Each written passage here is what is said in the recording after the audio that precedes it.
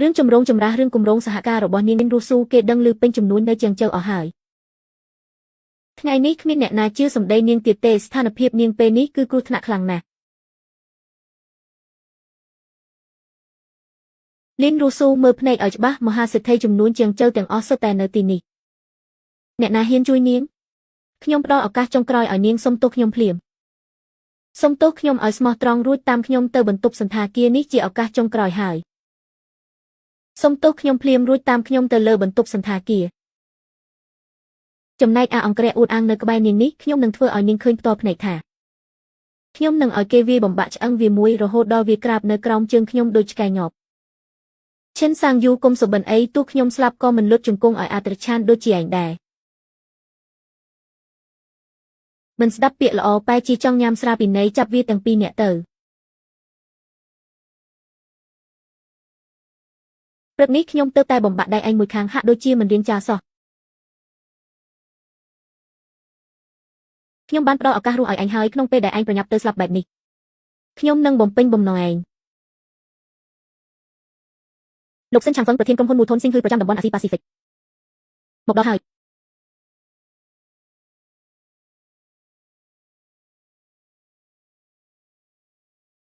លោកប្រធានសិនលោកពិតជាមកចូលរួមពិធីជប់លៀងរបស់យើងមែនឬពិតជាផ្ដល់កិត្តិយសខ្លាំងណាស់លោកប្រធានសិនលោកមកចំពេលល្អណាស់នាងលីនរស់ស៊ូនេះវាអាក្រក់ខ្លាំងណាស់វាហ៊ានក្លែងបន្លំកិច្ចសន្យាវិនិយោគរបស់ក្រុមហ៊ុនលោកមកបោកប្រាស់នៅទីនេះពិតជាបំផ្លាញកេរ្តិ៍ឈ្មោះលោកណាស់កុំបារម្ភអីខ្ញុំកំពុងតែរៀបចំដោះស្រាយជាមួយវានិងអង្គរៈនោះឲ្យលោក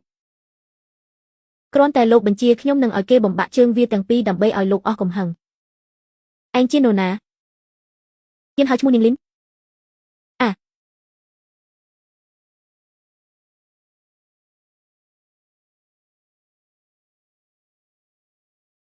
ខ្ញុំសិនឆាងវឹងសូមគោរពលោកយាយនិងលោកស្រីលីនប្រាក់វិនិយោគ 5,000 លានរបស់មូថុនស៊ីងហ៊ឺបានផ្ទេរចូលរួចរាល់ហើយចាប់ពីថ្ងៃនេះទៅរឿងរបស់លោកស្រីលីនគឺជារឿងរបស់ក្រុមហ៊ុនខ្ញុំអ្នកណាហ៊ានប៉ះសក់លោកយាយឬលោកស្រីលីនគឺត្រូវតែស្លាប់ជាមួយក្រុមហ៊ុនយើងខ្ញុំនឹងធ្វើឲ្យវាអស់ទីពឹង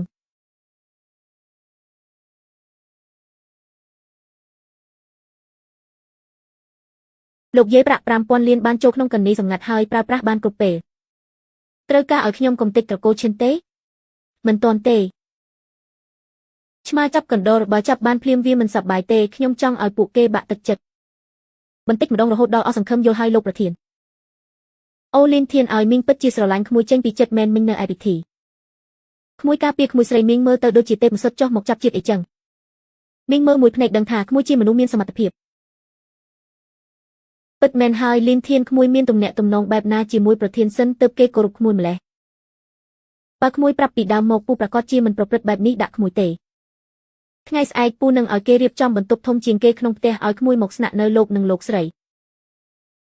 ខ្ញុំសូមបញ្ជាក់ម្ដងទៀតខ្ញុំគ្រាន់តែជាអង្គរៈដែលនាងលីនជួលមកក្នុងប្រាក់ខែ 2 លានប៉ុណ្ណោះស៊ីឈ្នួលធ្វើការប៉ុណ្ណោះយើងមានតែទំនាក់ទំនងជួលគ្នាប៉ុណ្ណោះកុំប្រើល្បិចឈ្នះលើអ្នកខ្លាំងទៀតបើមិនដូច្នោះខ្ញុំចុះពីឡានឥឡូវនេះហើយ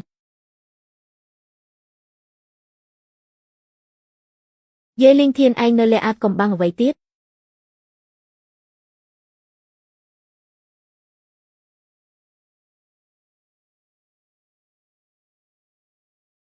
លោកឈិននេះជាអ្វីដែលលោកចង់បានវាជាផលិតផលថែរក្សាស្បែកដែលក្រុមហ៊ុននឹងចេញខែក្រោយរូបមន្តសម្ងាត់នៃគ្រីមត្បូងមានតម្លៃនេះដើម្បីលួចពីទូដៃប្រធានខ្ញុំស្ទើរតែបាត់បង់ជីវិតទៅហើយ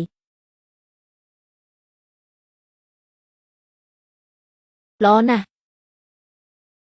លីនរស់ស៊ូឲ្យនាងសុខសប្បាយទេនាងមានលុយពីមូលធនស៊ីងហ៊ឺចុះយ៉ាងណាបើក្រុមហ៊ុនយើងចេញលក់ផលិតផលនេះផលិតផលកំពូលនេះនឹងធ្វើឲ្យអ្វីដែលនាងខំប្រឹងខ្លាយជាក្រដាសឥតតម្លៃដែលចោទថាចម្លងគេពេលនោះគ្មានអ្នកណាជួយនាងបានទេនាងនឹងត្រូវចាប់ហើយលោកឈិនចុះរឿងដែលយើងព្រមព្រៀងគ្នាបើនាងត្រូវបង្ខំឲ្យលាលែងចេញពីតំណែងព្រោះរឿងចម្លងរូបមន្តតំណែងប្រធានក្រុមហ៊ុននេះកុំបារម្ភអីពូទី2នៅពេលតម្លៃហ៊ុនធ្លាក់ថ្លៃខ្លាំងតំណែងប្រធានគឺជារបស់ពូពេលនោះត្រកូលយើងនឹងក្លាយជាគ្រួសារតែមួយ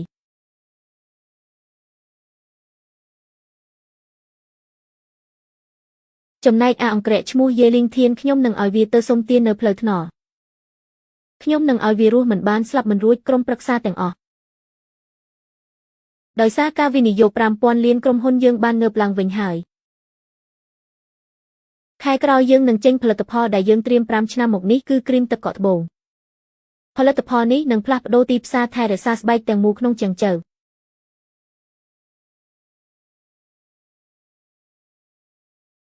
លោកស្រីលីនមានរឿងធំហើយមើលព័ត៌មានសេដ្ឋកិច្ចផ្សាយផ្ទាល់នេះមិត្តអ្នកសារព័ត៌មានទាំងអស់ថ្ងៃនេះក្រុមហ៊ុនត្រកូលឈិននឹងចេញផលិតផលសម្រស់ដ៏អស្ចារ្យគ្រីមផ្ទាំងទឹកកកវាផ្សំចេញពីរូបមន្តបុរាណចំនួន81ដំណាក់កាលនេះរូបមន្តនេះហេតុអ្វីក៏ដូចគ្នានឹងគ្រីមទឹកកកត្បូងរបស់យើងបេះបិទទិន្នន័យគ្រឿងផ្សំក៏ដូចគ្នានេះគឺជាអាចកំបាំងពាណិជ្ជកម្មកម្ពុជាចប់ហើយពួកគេចេញលក់មុនហើយបានចុះបញ្ជីប៉ាតង់រួចបើយើងចេញខែក្រោយគឺនឹងត្រូវចោទពីបទចម្លងគេដែលនឹងធ្វើឲ្យក្រុមហ៊ុនយើងខ្សែធនមិនអាចទៅរួចទេរូបមន្តនេះទុកក្នុងទូដែកដែលខ្ញុំម្នាក់គត់ដឹងលេខកូដហេតុអ្វីអាចបាច់ឃ្លីបានយ៉ាងម៉េចទៅ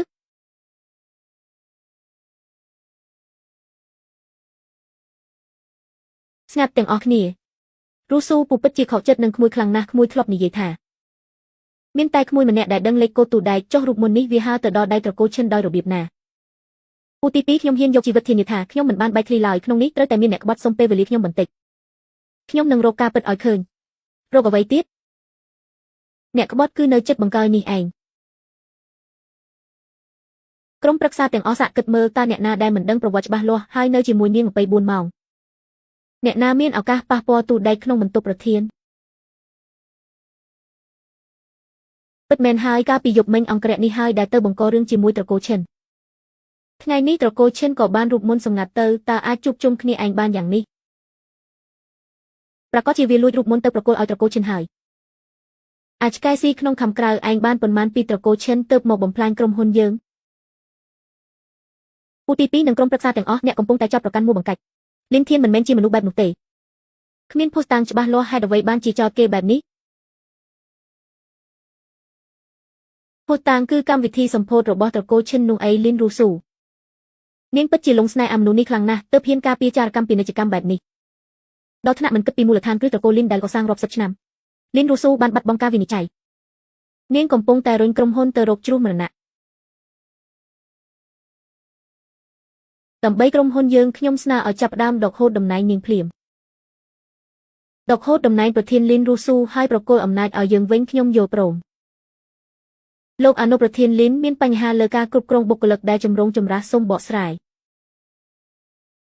សូមផ្ដល់ឯកសារគ្រប់គ្រងដើម្បីត្រួតពិនិត្យទ្រព្យសម្បត្តិក្រុមហ៊ុនបើមិនដូច្នោះយើងនឹងហៅប៉ូលីសមកចាប់នាងអ្នកណាឲ្យសិទ្ធខ្ញុំនិយាយហើយថាលីនធានមិនមែនជាអ្នកលួចទេអ្នកកំពុងតែប្លន់ច្បាស់គឺដោយសារខ្ញុំតំណាងឲ្យឆន្ទៈក្រុមប្រឹក្សាទាំងអស់ផ្នែកសន្តិសុខនៅណាងាប់អស់ហើយឬចាប់អាអ្នកក្បត់លួចអាចកំបាំងនេះបើហ៊ានក្តីបំបាក់ជើងវាទាំងពីរបោះវាទៅក្រៅខ្ញុំជាអ្នកទទួលខុសត្រូវទាំងអស់បាទលោកអនុប្រធានមើលអ្នកណាហ៊ានប៉ះគាត់ខ្ញុំនៅមិនទាន់លាលែងតំណែងខ្ញុំនៅតែជាប្រធានក្រុមហ៊ុននេះថ្ងៃនេះអ្នកណាហ៊ានប៉ះសក់យេលីងធានបន្តិចខ្ញុំនឹងដេញចេញភ្លាមលីនរੂស៊ូខົບខិតជាមួយជនក្រៅបំផ្លាញផលប្រយោជន៍ក្រុមហ៊ុនចាប់នាងទាំងពីរនាក់ទៅមនុស្សខ្ញុំអ្នកហ៊ានប៉ះឬ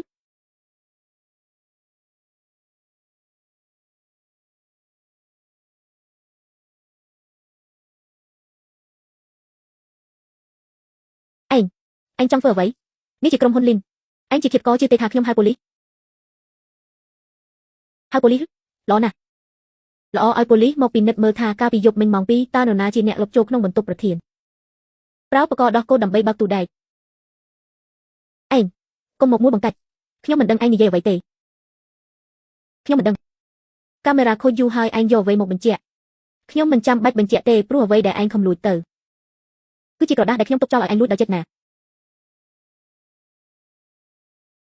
ពួកឯងមិនមែនខ្លាចត្រកូលឈិនដណ្ដើមមុខចេញលក់ទេចាំមើលឲ្យច្បាស់ចុះថាតើថ្នាំដែលត្រកូលឈិនចេញលក់ថ្ងៃនេះនឹងក្លាយជាថ្នាំពោលជីវិតរបស់ពួកគេយ៉ាងណាមិត្តអ្នកសារព័ត៌មានទាំងអស់ដល់ពេលឃើញអភូតហេតុហើយយើងនឹងអញ្ជើញ តារាបង្ហាញម៉ូដដែលមានស្នាមជៀមលើមុខមកសាកល្បងធានាថាត្រឹម1នាទីស្បែកនឹងស្អាតដូចក្មេង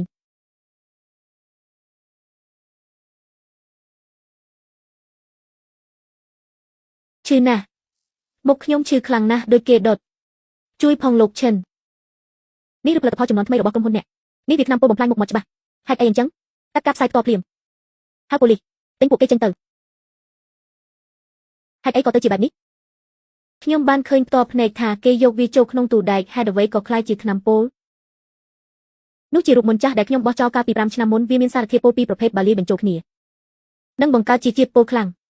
ខ្ញុំគ្រាន់តែរើសវាមកពីកន្លែងកិនក្រដាសហើយទុកក្នុងទូដែករងចាំឲ្យអ្នកក្បត់មកលួចប៉ុណ្ណោះរូបមន្តពិតប្រាកដនៃគ្រីមទឹកកកត្បូងត្រូវបានខ្ញុំទុកក្នុងប្រព័ន្ធសុវត្ថិភាពកម្រិតសិស្សរបស់មូលធនស៊ីងហឺតាំងពីដើមមកម្លេះ